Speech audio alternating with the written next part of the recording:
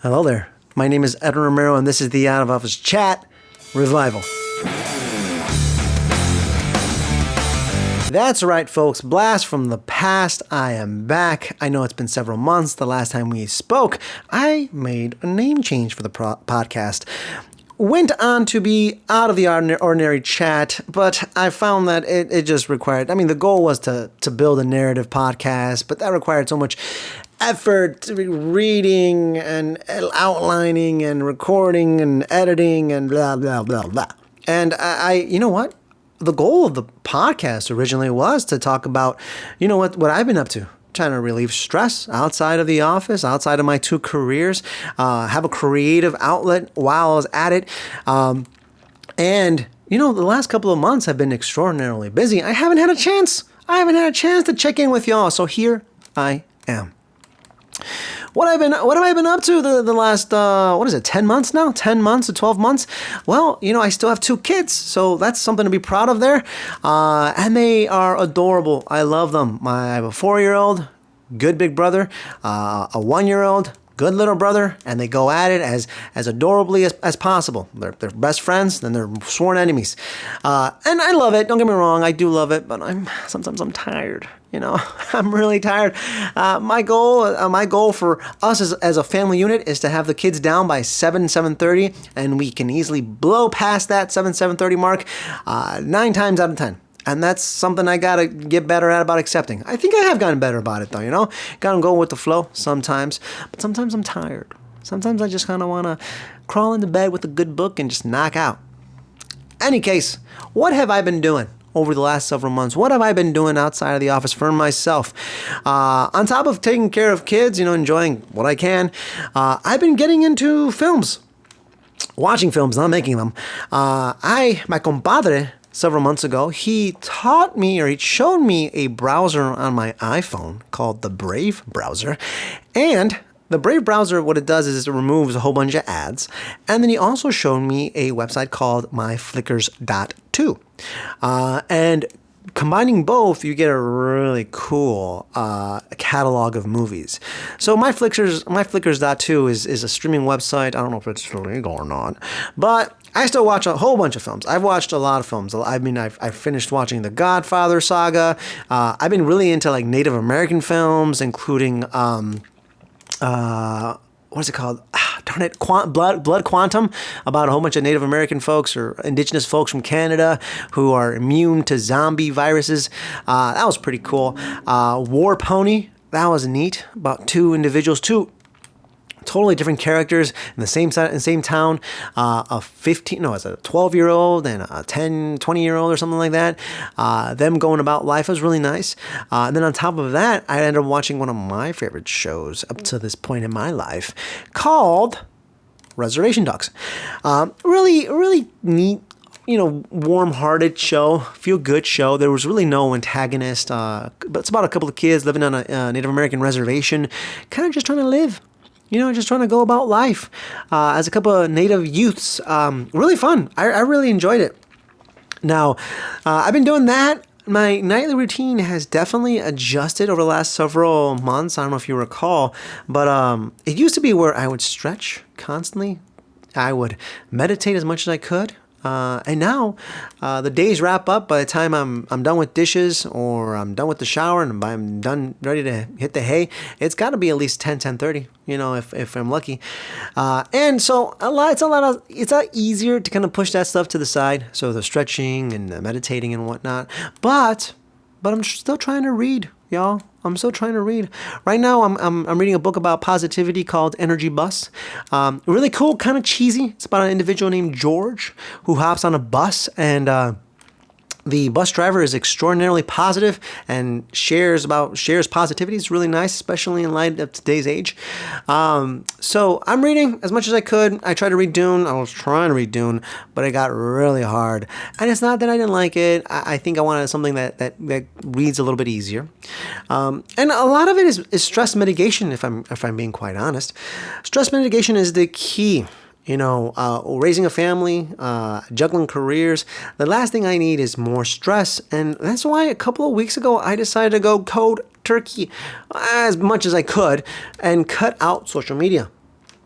I deleted Instagram, Facebook, and Threads. Now, I didn't cancel my accounts. I'm not a saint. But I did delete those apps off of my phone. I just feel like a lot of the stuff, the news, posts, videos, they were so stress inducing with what's going on in the world. I mean, whether or not you, depending on, I don't think it matters what side of the aisle you fall on. I think in general, it can be stress inducing. The algorithms are just, they want to get you pumped up and they want to get you angry, I feel. And a lot of course, a lot of the stuff is rightfully so. It's angry. It can be anger inducing. It can be sad. It can be filled with a ton of emotions, things that aren't necessarily all that great for minimizing stress. Now, I did keep LinkedIn, although, LinkedIn isn't what it used to be. It used to be that a lot of folks would share stuff about how to grow your business. In my case, SEO, how to do SEO tactics. But now everyone's an AI expert.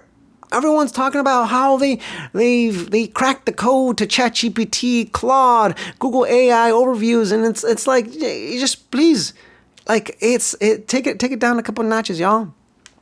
In any case, I'm ranting.